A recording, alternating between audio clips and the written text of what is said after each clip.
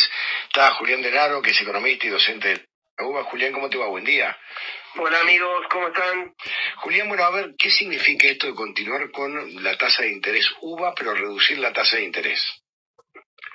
Lo que significa es volverla más negativa todavía. O sea, ¿qué significa? O sea, la tasa de interés, se habla de tasa de interés real positiva, tasa de interés real negativa, cuando la tasa de interés está por encima o por debajo de la inflación. Es decir, lo digo en números bajos para que se entienda. Si la tasa de inflación es del 10% y la tasa de interés es del 15%, entonces una operación a plazo, ¿no? Estoy hablando siempre al mismo plazo, ¿no?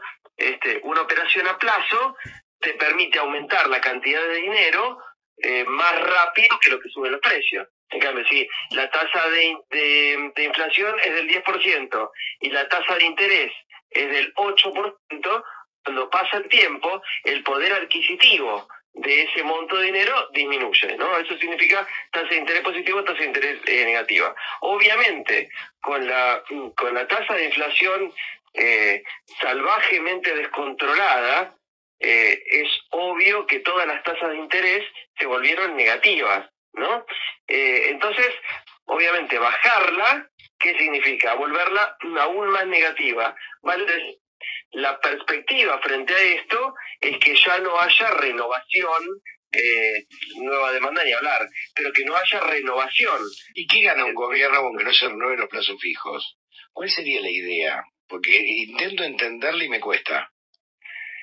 Sí, a mí también, porque una de las cosas que uno va leyendo dentro de las contradicciones de los enunciados que emiten el presidente, el vocero, el ministro de Economía, porque tienen algunos enunciados que son hasta que tienen contradicciones internas, ¿no? Pero lo que dicen dentro de eso es que quieren desarmar las LELIQs, ¿no? Y parte de lo que le da de comer al monto de las LELIQs justamente son los depósitos, porque los bancos reciben depósitos. De los depósitos, ¿qué es lo que hacen los bancos? Una parte la prestan, prestan para inversión, prestan para consumo, prestan para pagar deudas, lamentablemente también, y el resto lo que hacen es prestarlo al Banco Central. Eso se llama reserva legal o encaje bancario, ¿no? ¿Y qué es lo que hace el Banco Central entonces con los bancos? Les entrega bonos. Lo que debería hacer es devolvérsela con una tasa de interés que sea atractiva para que los bancos no pierdan plata cuando depositan en el Banco Central. Entonces, ¿cómo se ha resuelto en los últimos tiempos? Con estas letras de liquidez que son bonos emitidos con una buena tasa de interés, ¿no? Una tasa de interés que protege al sistema bancario por esa parte de encaje. Ahora, la inflación descontrolada ha vuelto todas las tasas de interés negativas. Una cosa que me preguntaste, Antonio, es el tema de los UVA, ¿no? Sí. Los créditos UVA están protegidos contra la inflación porque hay una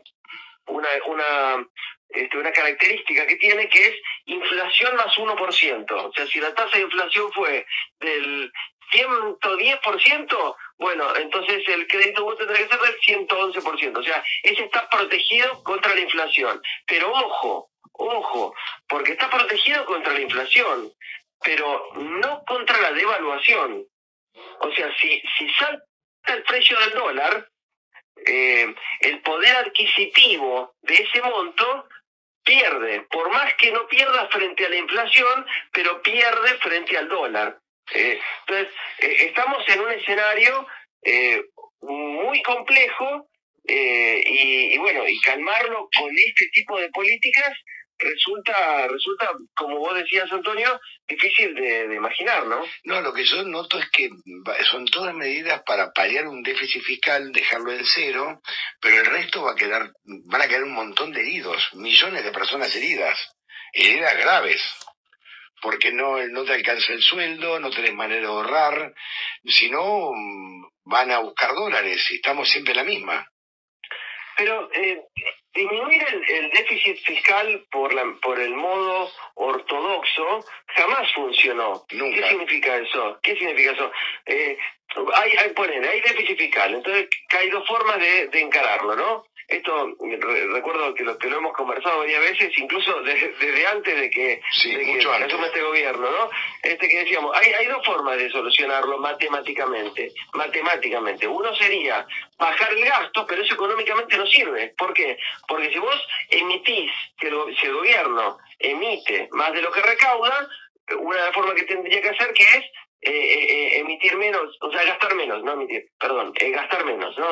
Ahí después me meto con lo que dice emisión. Gastar menos. Ahora, bajar el gasto, lo que significa es recortar inversión social, recortar gasto social, recortar el gasto en la estructura del Estado, y eso baja el nivel de actividad. Por lo tanto, al bajar el nivel de actividad, no solo que aumenta el desempleo y la pobreza, porque baja el nivel de actividad, sino que también baja el nivel de recaudación del Estado, porque a menor nivel de actividad, obviamente se recaudan menos impuestos. Por lo tanto, el problema fiscal no queda resuelto jamás por la vía ortodoxa. Siempre la sábana corta. Claro, pero además la forma de resolver el problema fiscal, por un lado, cuando conocemos el enorme nivel de fraude fiscal que existe incluso, es cobrarle y los impuestos que no pagan a las bases imponibles altas, por ejemplo el comercio exterior. Y esto nos pasó de manera muy violenta, y nosotros muchas veces lo hemos recordado, para que la gente recuerde lo que hizo el gobierno de Macri, porque lo iban a volver a hacer igual, que es que cuando el gobierno deja de cobrarle impuestos a los ricos, esto pasó tal cual al principio, desde el principio del gobierno de Macri, ¿no? Que eliminó los impuestos al comercio exterior, eliminó los impuestos a los ricos, ¿y sobre quién caen los impuestos? La clase media del trabajador. Sobre el trabajador. Exactamente, sobre el resto de la gente. Y se nos vino en forma de tarifazos, se nos vino en forma de duplicación del precio de los alimentos de una manera súper rápida. De un día para el otro se duplicó el precio de los alimentos. Bueno, y esto es exactamente lo mismo, porque es quitarle impuestos a las bases imponibles altas, quitar impuestos al comercio exterior, y eso se traduce en, por ejemplo, claro, el Estado queda desfinanciado porque ya no cobra un montón de impuestos y entonces deja de pagar los subsidios. ¿Pero por qué deja de pagar los subsidios? Porque ya no recauda más de las bases imponibles altas. Y entonces, ¿qué pasa? Se vuelven en forma de tarifazos, que significa aumento muy doloroso del precio del transporte, del precio de los servicios, que va a impactar inmediatamente en una baja en el nivel de consumo, que va a llevar a una recesión o incluso a una depresión muy fuerte, muy dolorosa y muy violenta, ¿no? Julián, te mando un abrazo, gracias. Un abrazo, Antonio. Un abrazo grande. Les voy a contar